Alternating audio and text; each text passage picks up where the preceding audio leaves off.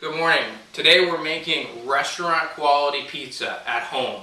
After high school, I spent several years in the restaurant business managing Italian restaurants, and I've literally made thousands of pizzas. So I want to show you some of the techniques that you can use at home to make that great restaurant quality pizza any night of the week. So to make your restaurant quality pizza, you're going to need a few tools. One, you're going to need a pizza stone. This is going to heat up with your oven to about 500 degrees, depending on how hot your oven can get. And this is going to really cook the pizza from the bottom up and give you that really nice crunchy crust that you get when you order from a pizza restaurant. You're going to need a pizza peel. This is going to allow you to easily put the pizza in the oven and take the pizza out. And I'm going to show you more about that when we talk about the technique. You're going to need what I call a spoodle. It's really just a ladle that's bent flat. You can get one of these. You can get an actual ladle that's low cost at Walmart, $2 or $5, and actually just bend it flat yourself. And this is going to make for painting the pizza very easy. Obviously, you're going to want to have a pizza cutter. This is for obviously cutting the pizza. No surprise there. And if you have a good set of oven mitts, you're going to want these so that you don't burn yourself. So let's talk about the pizza dough. This here is actually dough that I bought from a local pizza restaurant.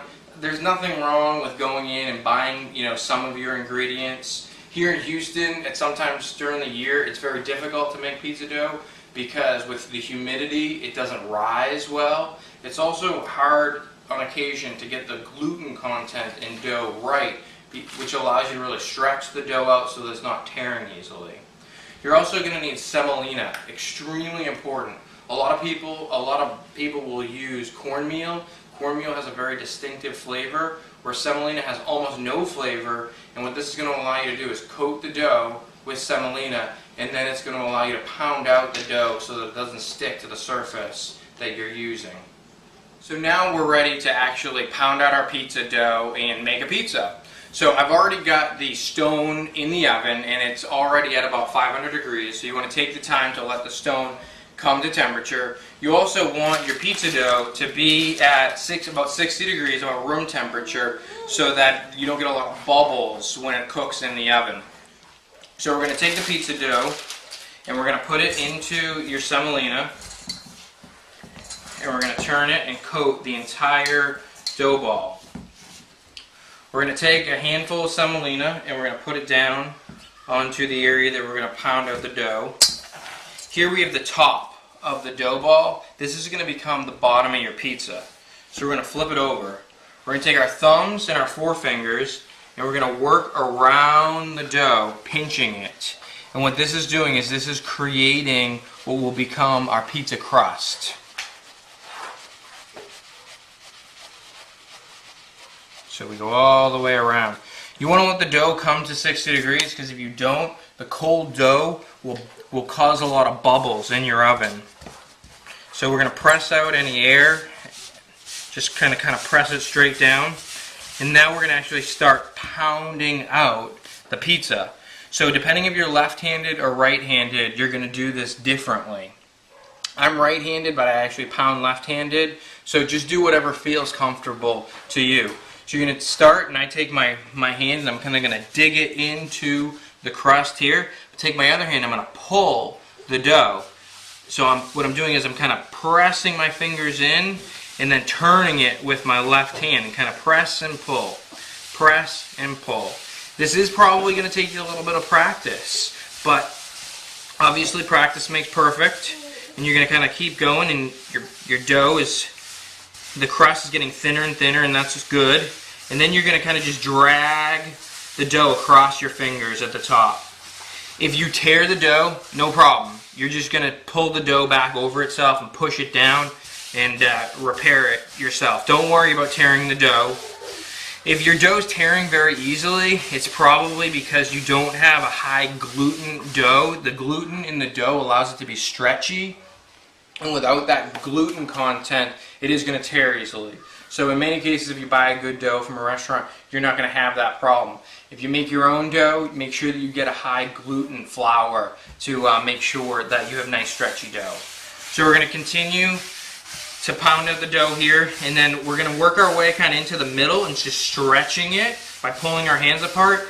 And what I'm doing now is I'm making sure that the dough is consistent all the way across so that this has the same thinness. I'm going to work the crust a little bit, and I'm just continuing to spin the dough and pull the dough across my fingertips and just continue to stretch it out. And then I'm going to pull even more as it gets bigger, and it's kind of a slow process.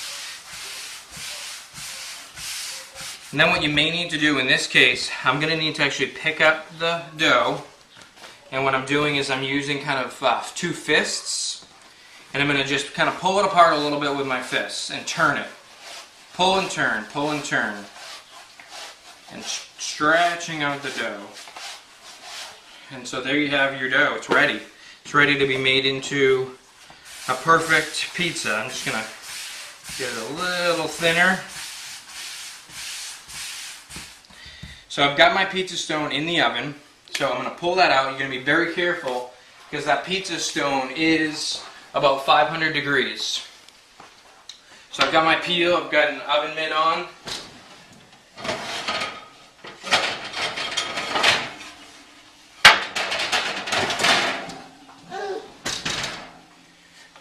And so we take our pizza stone, we put it on top of our peel, and here is where we take our dough and we put it right on top.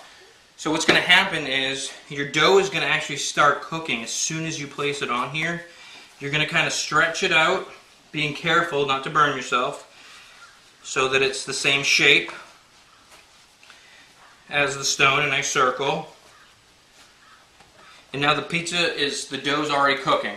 If you don't use a pizza stone, you'll never get the bottom to be nice and crispy, because what will happen is you'll put the stone inside your oven and the pizza stone will heat up with the pizza. The top will end up being cooked, but the bottom will not be. I'm going to take my sauce and I'm going to pour it right in the middle with my spoodle, and you can see some steam because it's already starting to cook. And I'm going to, in a clockward motion, a circular motion, bring my sauce out to the edges. If you need a little bit of more sauce, that's fine. And you don't need to go all the way to the edge. You actually don't want to go all the way to the edge. As things heat up in the oven, your sauce is going to get a little looser and everything's going to go outward. Next, I've got my cheeses. I'm using a provolone cheese. Actually, this is a mozzarella that I'm starting off with. And I get slices because the slices, I think, have the best flavor. A lot of times when you buy shredded mozzarella, there's almost no flavor to it. So I'm using a boar's head sliced mozzarella that I'm starting in the middle again, and I'm working my way out to the outside. This is going to allow, as the pizza cooks, everything to move outward. And if you look, you can see that the cheese is already even melting because it's on the hot pizza stone. Next, I've got a boar's head provolone that I'm working with, that I'm placing on. I'm actually going to end up using 4 different cheeses. And then I've got just a Kraft sharp cheddar. And we're going to take this and we're going to make sure we get all the way to the edge.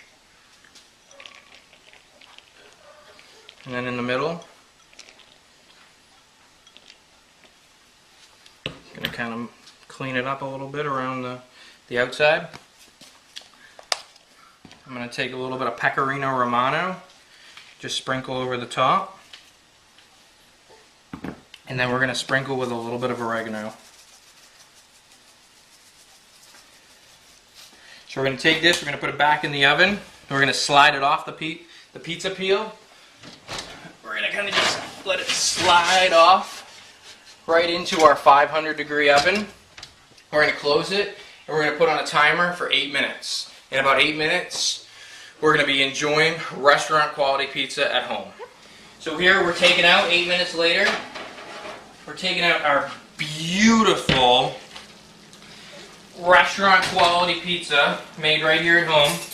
You can take a fork and you can just pop the bubbles, and you can actually kind of, as it goes along, watch and just make sure that if you do, you can kind of pull some of the cheese in a little bit if you need to. And there you have it. A beautiful pizza that's nice and crispy, not only around the edge, but on the underside of the pizza. As you can see how nice and perfectly cooked the bottom of the pizza is. And that's because we had the pizza stone inside the oven before we actually placed the pizza in the oven. So lastly, we need to cut our pizza. We're going to cut it into 8 slices. So you're going to wait about 5 minutes after the pizza comes out of the oven. You want the cheese to congeal a little bit, or when you cut it, all the cheese is going to run off the pie. So we're going to go ahead, we're going to slice through 1, 2, we got 4 slices, and then we're going to cut those slices in half. Then we've got our beautiful pizza slice with a gorgeous crispy bottom. Enjoy it.